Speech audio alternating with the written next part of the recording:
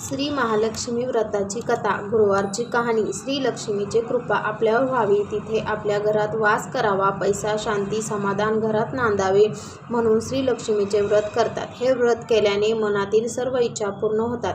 श्री महालक्ष्मीचे अनेक नावे, अनेक रूपे आहेत. पार्वती, सिंधुकन्या, महालक्ष्मी, लक्ष्मी, राजलक्ष्मी, गृहलक्ष्मी, सावित्री, राधिका, राजेश्वरी, चंदा, गिरिजा, पद्मा, मालती, सुशीला अशा विविध नावांनी श्री लक्ष्मी ओळखली जाते. अशा या सर्वभूती असलेल्या श्री महालक्ष्मीच्या ध्यानी यावी अशी ही कहाणी आहे. द्वापार युगातील आपल्या भारतातील सौराष्ट्र देशात घडलेली. तेथे एक राजा राज्य करीत होता. त्याचे नाव भद्रश्रवा. तो शूर होता, दयाळू होता आणि प्रजादक्ष होता. 4 वेद, 6 शास्त्रे, 18 पुराणे यांचे ज्ञान त्याला होते. अशा या राजाच्या राणीचे नाव होते सुरतचंद्रिका. राणी रूपाने सुंदर होती, सुलक्षणी होती आणि पतिनिष्ठ होती. त्यांना एकूण 8 अपत्य होते, 7 पुत्र आणि त्यांच्यानंतर झालेली एक कन्या. राजा राणीने कन्येचे नाव शांबला ठेवले होते. एकदा देवीच्या मनात आले, आपण राजाच्या राजप्रसादी राहावे. त्याने राजा आणखी सुखी होईल, प्रजेलाही तो आणखी सुख देईल.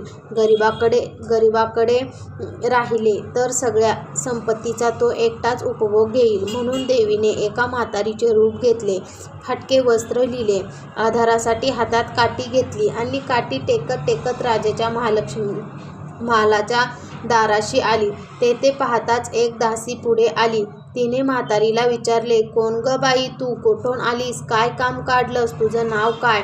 गाव काय? काय हवं तुला? म्हातारीचे रूप घेतलेली लक्ष्मी म्हणाली, माझं नाव कमलाबाई, द्वारकेला राहते मी. तुझ्या राणीला भेटायला आले. कुठे आहे ती? दासी म्हणाली, राणीसाहेब महालात आहे. त्यांना सांगायला गेले तर माझ्यावरच रागवतील. तुला त्या कशा भेटतील? तुझा अवतार पाहून तुला त्या हाकलून देतील. तू इथेच थोड्या वेळ आडोशाला थांब. म्हातारीला राग आला. ती संतापून म्हणाली, तुझी राणी गेल्या जन्मी एका वैश्याची पत्नी होती. तो वैश्य गरीब होता. त्यानंतर त्या दोघांची नेहमी भांडणं होत. नवरा तिला मारहाण करी.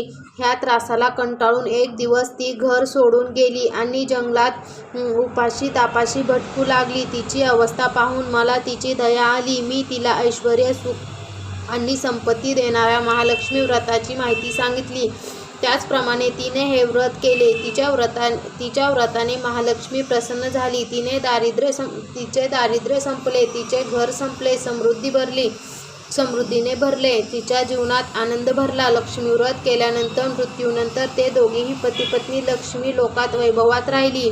या जन्मी त्याचा जन्म राजकुळात झाला आहे. देवीच्या कृपाने ती आता राणीपदावर बसली आहे. पण लक्ष्मी व्रताचा तिला आता विसर पडला आहे. त्याचीच आठवण करून देण्यासाठी मी इथे आली आहे. म्हातारीचे बोलणे ऐकून दासीच्या मनात जिज्ञासा निर्माण झाली आणि म्हातारीला पाणी दिले, नमस्कार केला आणि म्हणाली, मला सांगाल ते व्रत मी करीन. ते नेमाने उतरणार नाही, मातणार नाही, घेतला वसा टाकणार नाही. म्हातारीने दासीला लक्ष्मी व्रताची माहिती सांगितली. मग ती उठली व काठी टेकत निघाली. तेवढ्यात राणी तरातरा महालातून बाहेर आली. फाटक्या वस्त्रातील म्हातारीला पाहताच ती संतापली आणि उर्मटपणे म्हणाली, कोण ग तू थेरडे? इथे कशाला आलीस? जा इथून. तिने पुढे होऊन म्हातारीला घालवून दिले. ती म्हातारी म्हणजे प्रत्यक्ष महालक्ष्मीच होती. हे राणीला कळले नाही. राणीला तो उर्मटपणा पाहून महालक्ष्मीने तेथे न थांबता स्वस्थानी जाण्याचे ठरवले. राणीचा महाल सोडून म्हातारी निघणार तोच एक मुलगी लगबगीने बाहेर आली.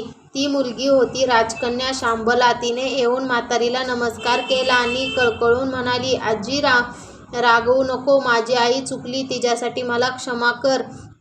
मी तुझ्या पाया पडते. राजकन्याचे ते बोलणे ऐकून महालक्ष्मीचा तिची दया आली. तिने शांबलाला लक्ष्मी व्रताची माहिती सांगितली. तो दिवस मार्गशीर्ष महिन्यातला पहिला गुरुवार होता. पुढे त्या दासीने लक्ष्मी व्रत केले. तिची स्थिती सुधारली. दासीपण सोडून ती सुखाने संसार करू लागली. राजकन्या शांबलानेही भक्तिभावाने सांगितल्याप्रमाणे महालक्ष्मी व्रत केले. सगळे नेमधर्म पाळून दर गुरुवारी तिने हे व्रत केले.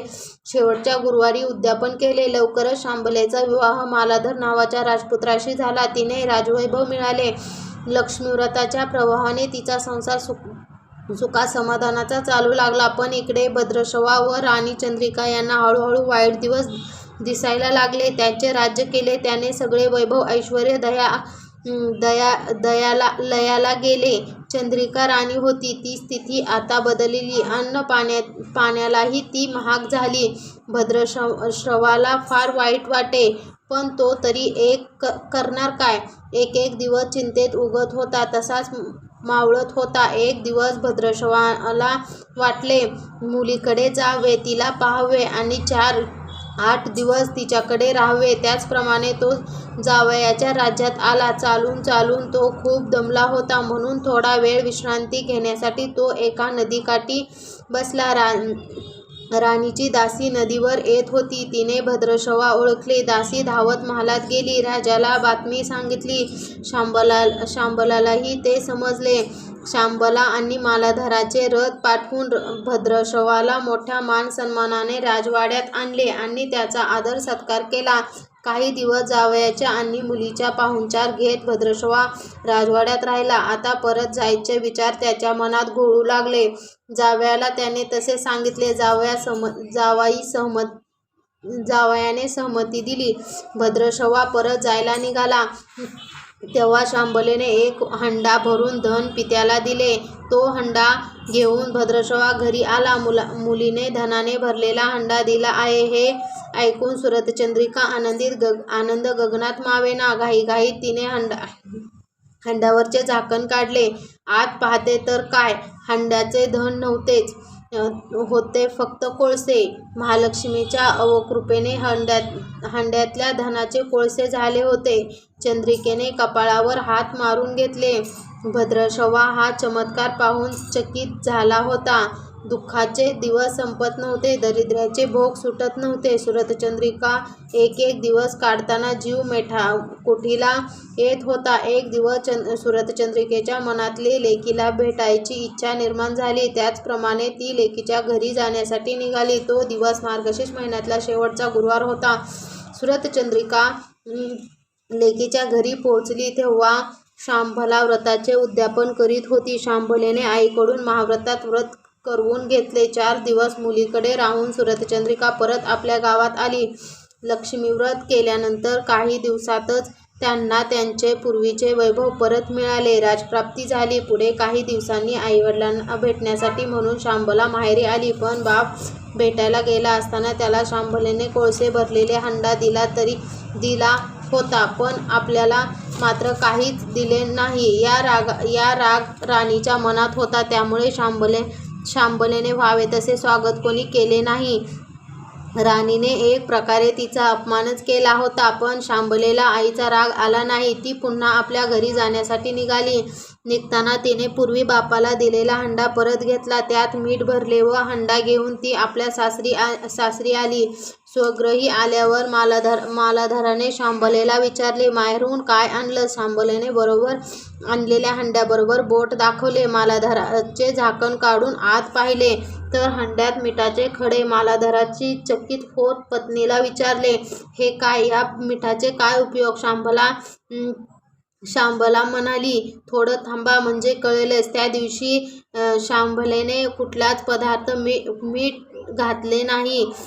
सगळेच पदार्थ आळणी. मालाधर जेवायला बसल्यावर तिथे त्याला सगळेच पदार्थ वाढले. सगळे जेवण त्याला आळणी लागले. मग शांबलेने पानात थोडे मीठ वाढले. मात्र आनंदात ते मिसळताच बेचव अन्नाला चव आली. हा मिठाचा उपयोग? शांबला पतीला म्हणाली. मालाधरालाही तिने म्हणाली. पटले. थोड्यात जे कोणी लक्ष्मीव्रत श्रद्धेने आणि मनोभावे करील त्यांना श्री लक्ष्मी प्रसन्न होऊन त्यांच्यावर तिची कृपा होईल. पण श्रीमंती आल्यावर सुद्धा माणसाने उतू नये, मातू नये. नित्य नेमाने श्री महालक्ष्मी व्रत करावे. देवाचे मनन चिंतन करावे. म्हणजे देवी सदैव तुमच्या पाठीशी उभी राहील, तुमची कामना पूर्ण करील. महालक्ष्मीची कहाणी गुरुवारी सुफल संपूर्ण. ओम महालक्ष्मीभ्यां नमः. ओम शांती शांती शांती. ओम नमो महालक्ष्मीभ्यां नमः.